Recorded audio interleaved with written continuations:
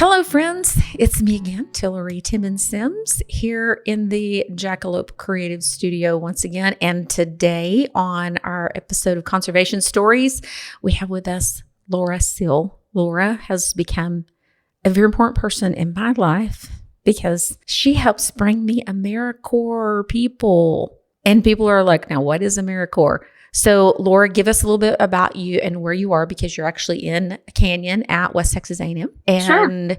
Give us a little bit about WT and your relationship with AmeriCorps. Sounds great. Well, I'm the assistant director with the AmeriCorps program and help run it here out of WT, West Texas A&M. The AmeriCorps program is a federally funded grant that comes through the university. So our hiring is done through the university. My office is at the university, and we're kind of under that auspices. But AmeriCorps is that federal program that is then the money is awarded to a state commission, the one-star state commission, and that's where we apply to receive money. And then our program is set up to support the Plains region. Like, we really want to build individual and community resilience in people and in nonprofits. We work with nonprofits as our partners, and our goal is to expand the scale and scope and the work that the nonprofits are able to do by supporting them with AmeriCorps members. And the AmeriCorps members build the capacity of those nonprofits. It's actually just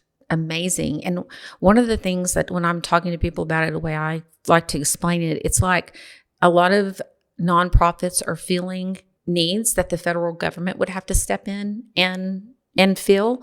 And so the federal government is paying a portion of the salaries of employees that we could never afford without that assistance.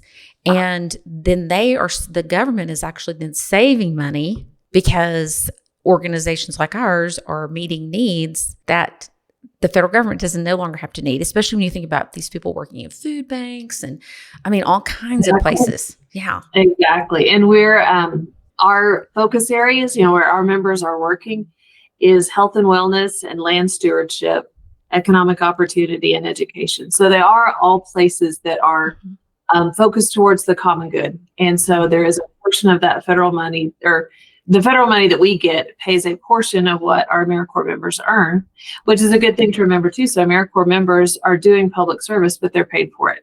Yeah. Sometimes it's a starting job. It may be a young person, and this is kind of their first foray into being involved in the community, or having their first job, their first paid employment. Sometimes we're working with people who are ready for a career change, or it may be a retiree who wants to still be involved and engaged in their community and doing some work and things, something they feel is important. Yeah, it really is. And so you guys pay the money that comes to you.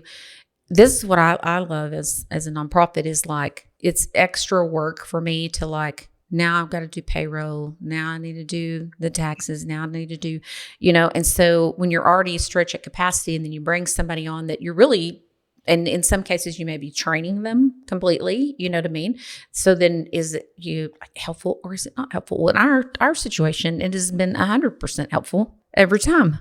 I'm glad to hear it. And and that's exactly the situation that we recognize, just knowing nonprofits are so focused in what they're trying to accomplish. Yes. And I've talked to lots of nonprofit leaders who are way too busy to think about having another person, but they're also so busy they can't do the next thing they want to do because they need another person. And so the AmeriCorps member, we at least hire and do some initial training, just some kind of level setting to get them started. There is the requirement from that partner, the nonprofit, that they will do the supervision. Like, you have to stretch your time a little bit to then work with that new person and train them.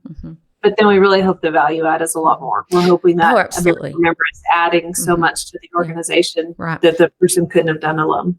Well, and when you remove all of the administration piece, all you're doing then is you're just building yourself a little clone or whatever, you're training them to fulfill the role that you need. You're not spending your time in all the administrative process of having a new employee. And it's really great. And so I know when I was there for training, I was really surprised at the amount of people, of organizations that you guys are serving. So can you tell us who some of those people are? Sure. Right now we have 23 partners around the Panhandle. We're working with the Don Herring Discovery Center and the Discovery Center Collective. So that includes Wildcat Bluff. That's another area where we're focused on land stewardship. Right. We're also working with StoryBridge. We've got some work around their, it's an education focused thing where they're doing a program around books. We're working with Panhandle Orphan Care Network. We're working with the ACTS community group, downtown Amarillo. And so and the things our AmeriCorps members are doing are related to feeding programs, feeding older adults, food pantries, like you mentioned, education. We also kind of looked back and thought we've got 23 current partners, but then there's also partners that we've done kind of one-day service projects with, or just had some kind of impact connected to AmeriCorps. And then we've also had partners in the past that may have had a member, and then they ended up hiring that member, so they didn't need an AmeriCorps member for that task anymore. Sometimes the next year they added a different role that was AmeriCorps, or sometimes they're just on their own journey and they're doing their own thing now. But all told, we've had 80 partners through the 5 years we've done this, including the we have now, and then others that we've worked with in the past. So how many, because that's your partners, that's not your members. Right. Because we've had several partners. Several members through you now. Yeah. On the tip of my tongue, I don't know the exact number of our total members over time. We're right about maybe 160 or 180, because some members have returned. We've had members that can do it for 4 terms. We've had members that do 1 term and they're done. Right. So that number fluctuates a little bit. Currently, we have 40 members. And then before the year is out, and our program year goes through August. So before our program year ends, we hope to add another 28. And we're really focusing in on a little bit of recruiting for spring partners that may start in February. But then also we'll have summer partners. We'll have members who start up with us and just serve June through August. And at that point, we really look at those young people, like how can we get what we call kind of opportunities, the young people in a community who maybe just need a place to plug in. Right. Again, it's maybe their first employment, their first time they've really engaged with their community. We think AmeriCorps is a great way to get that started. And so we're looking for summer placements for some members like that. I think that there's 1 or 2 nonprofits here in Lubbock that have used some AmeriCorps stuff, but I would love to see us expand those opportunities especially to the youth in our area. The nice thing to know too about this is, like, we've recruited our own people. So that's been super, super helpful, because it's like you kind of get to know, like, oh yeah, this is a good fit. And those are really the most successful setups. Yeah. There are times where we meet someone and we think, hey, what you're interested in and what you're offering is a great fit for what this partner needs. But then particularly when we're spread over the entire Panhandle, it's really great when a partner organization recruits their own person that is local to them, that already knows their organization, that's concerned about the same things they are. Yeah, I'm glad that's worked. Yeah, and it really is. And I see a lot of value that this can bring to small communities. I am glad. We want that.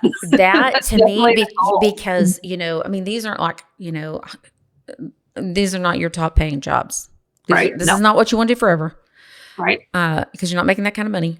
But the exposure, and especially if you have, for us, the intent is for our members to leave us better than that when they came to us. Like, they're more equipped.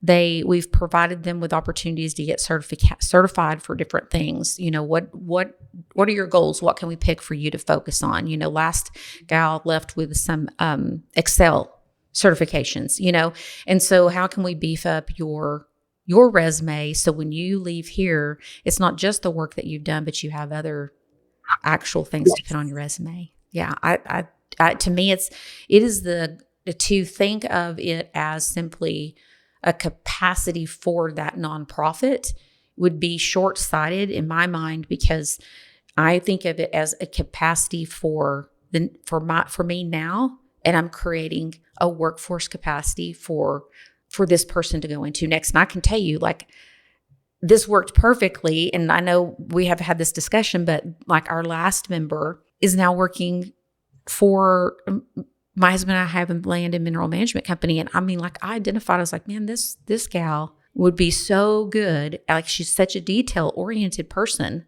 and she's like, I'm not sure what I want to do. And kind of in between, college graduation, and I'm not sure what to do.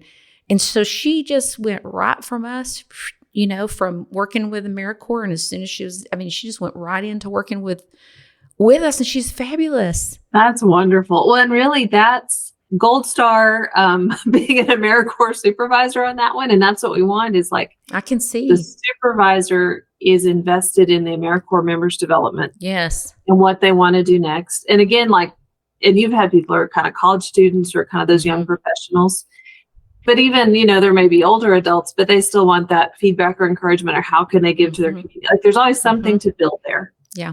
And I really appreciate that what you brought to it was looking for training and certifications. We've got another supervisor who has a corporate background. And so she really brings in that kind of long-term planning. Let's have our yearly review. Let's look at what we're doing. So however the nonprofit is set up, kind of how they manage and what they want to bring to that relationship, we love it. We may kind of try to tweak it and say, let's add some more that builds that member. But it's all very specific to each supervisor and each member and what they are building. Right. And we have members that have different job descriptions that are doing completely different things. And so, we've got one right now that's doing all of our media marketing kind of stuff. And she's been fabulous. And one who is like now, like a clone, like I cannot tell you, it has doubled our capacity. Like we were at a conference last week and I'm like, it's so great. And I think that too, that points to like the uniqueness of this being able to like, you kind of know what you're looking for. And then that's the nice thing too about like putting that job description together, like you guys require, really helps you to kind of think through what you need and you're kind of honing that in. And then then you guys are aware of what's going to be expected of this person. I'm always kind of like the eternal, like, I don't know, optimist on everything. I'm like, I just see like all these good things, And that's what I think about this. I'm like, this is just such a good, it's a good thing for nonprofits in general. So would, I'm like the evangelical for this program. So I'm always like, okay, Lubbock, hello. But not even Lubbock, but I think about, like, I have a friend that's down way further south. Oh my goodness, this is a perfect fit for her organization, and they're teaching all kinds of classes on, how Extension used to teach like cooking and like they'll do like how to can meat and all of these different things along with like historical things, And so I think, and this is a place where a lot of times those paying jobs with those type of hours are not always, they're just something you just don't necessarily find in a small community. I think that's definitely true. And the ways of engaging in a community to give back or to build something that's kind of, it's not the company, it's like, how do we invest in this community? I think that's where we really want to leverage that AmeriCorps program, because that seems to be where the gap is. Teaching people some of those skills they might have been lost over time, or they're not, that kind of thing. Yeah, doesn't always happen, and there's not a lot of incentive. Business that may not be driving it, but we want to support those nonprofits who really work in their communities. Yeah. Well, and you are, like we referenced a while ago, when you're looking at it as a job development corps, you're getting, you're providing a service to your community, because at the end of this time, this person is going to be more qualified and more able to help a local business that may be able to pay them a living wage. Exactly. Well, and that idea of like really equipping the people that are local to continue to live their lives here, if that's what they want, just to keep building that life here. And, there's so many people who've stayed in the towns because they love where they live. They love connections they have, but sometimes it's hard to find that next step of a career or that next step of what they want to do. So this is hopefully something that really lets them dig in their roots, but still build some skill to bring back to the community. Yeah. So if people are interested and they think this is a program that they might be able to, or you guys are you saying that you've got 28, you're hoping to have 28 slots open for next year for people that could have someone start in February? February or May, or sorry, June. February or June. Okay. Yep. And we are looking for new partners. Okay. And so the way to, let's see, there's like a long, complicated QR, but I think what I could say is if you Google WTAMU AmeriCorps. Right. We'll put it all up. We'll link it all. Great. We'll link, Yes, we'll link all of it. It'll be super easy for people to figure out. Yeah. And there's a way to find our partner Yes. and how to engage with us, how to apply. Exactly. And then, and if they, can't find that, they can always contact me and I'll, Right. put you in contact with them, because I do think it's just a super great program. So explain a little bit about like the out, because it's a little unusual, like the way people are paid. They're not actually paid like a salary, but they are paid. So kind of explain all of that. So our AmeriCorps members are paid based on the number of hours they commit to serving. And we have real specific language, but we say they serve rather than work. And if they don't earn a salary, they earn a living allowance. So we may have AmeriCorps members who are serving 900 hours over the course of the time they're with us, and that earns a certain total amount. Mm-hmm. And if they're serving with us 12 months, we divide that total amount by 12, and that is their monthly living allowance. If they're completing 900 hours, but if they start in February, so they're serving 8 months or 6 months, then we divide it by 6, and they earn a different monthly amount, but they're paid based on their the number of hours they're going to serve. So we have quite a range of time frames. People can serve that 300 hours. And if they're doing that over 3 months, that's 100 hours a month. Mm-hmm. If they're doing it over 6 months, that's 50 hours a month. There's some variation there. The members earn a monthly amount while they're serving with us, and it is taxed. And, there's a gross amount and they get net out of that. Then after their service is complete, they will earn an education award. And that is an amount that's held by the National Trust. It's not cash that comes to the member, but it can be used for educational expenses or to pay towards federal education loans. If somebody has a school loan they've been working on paying off, this can go towards paying off some of that.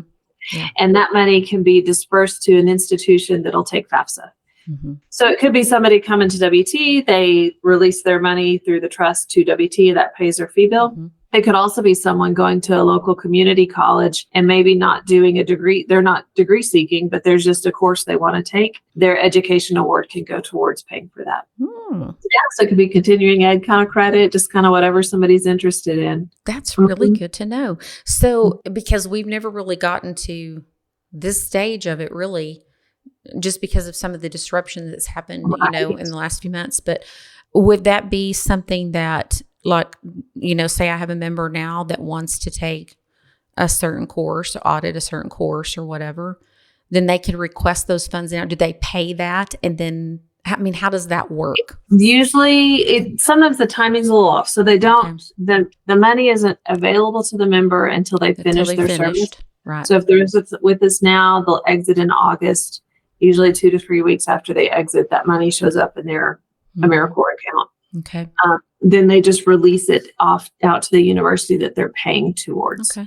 So now at WT, sometimes the fee bill comes due before the money releases, and so they set up a payment plan, and then okay.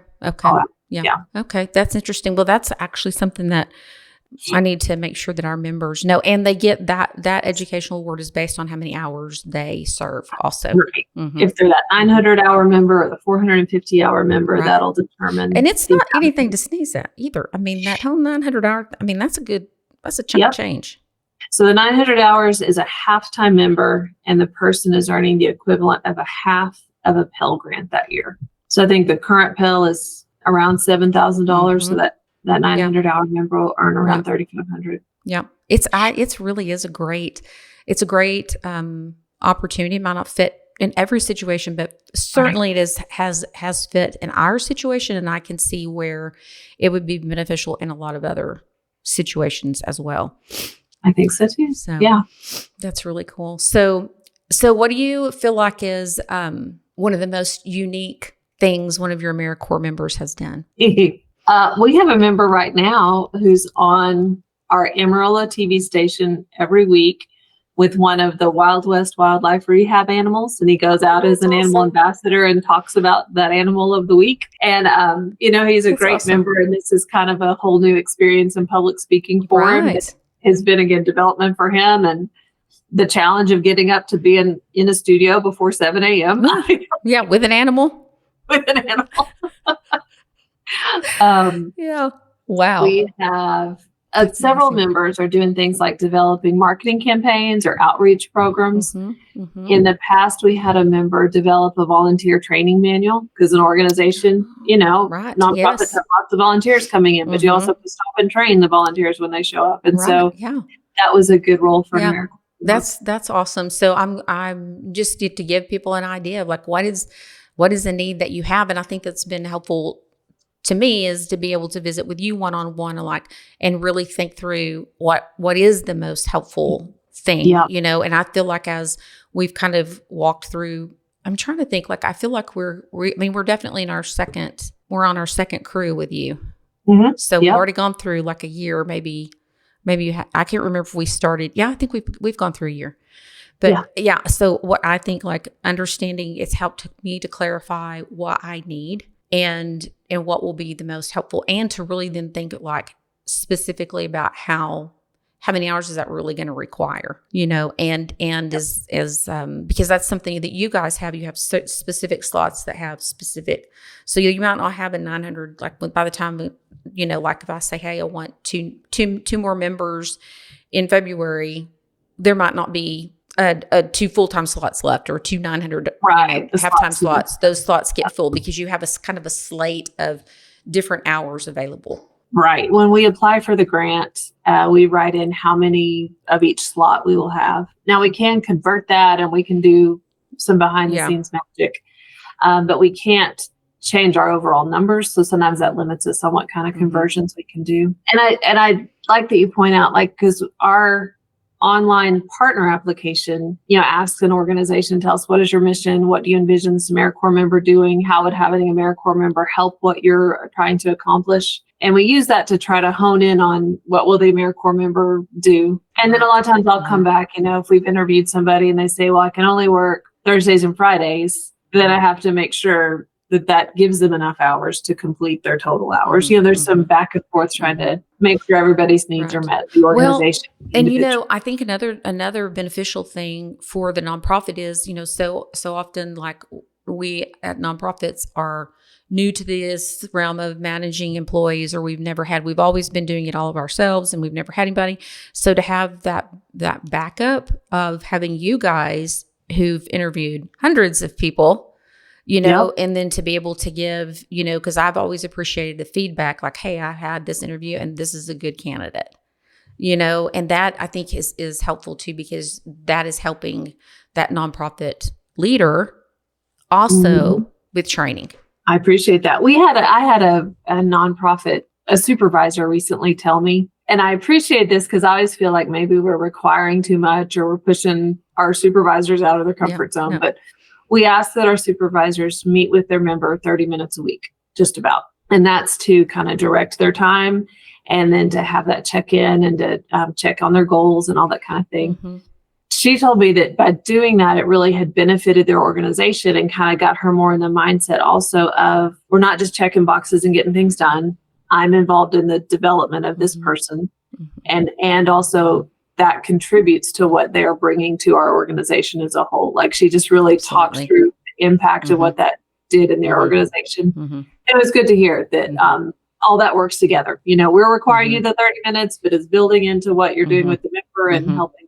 No, absolutely. And we've got, a real basic kind of checklist or reminder of here's what you could talk about with your member during those 30 minutes.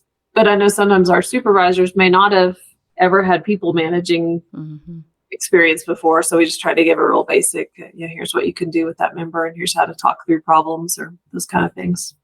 Yeah. So you're training the nonprofits to build their own capacity, and then you're providing them with capacity building. It's a great program, and I just I appreciate you giving us your time to talk about it, and encourage everyone to follow the links and the information that we'll provide for them to be able to get a hold of you, or just reach out to us at contact@sarah-conservation.com. And I think that the ability to expand this more in our region, that's kind of a goal for me, is to see that happen. We would love that. Yeah. And definitely available to talk with someone if they want to get into this, but it's daunting to find the links or start on the application, Exactly. they can always call and discuss Right. it. Yep. And you guys, I mean, to me, you just make it. It does not add a burden to me, in my opinion. I mean, it does not in any way. So I highly recommend it. But thanks again for giving us your time, Laura, and thanks, friends, for joining us again for another episode of Conservation Stories. And I hope that if you are a nonprofit or you know someone that's in a nonprofit, reach out. Let's get some more people involved in this program, and we'll visit with you again on another episode.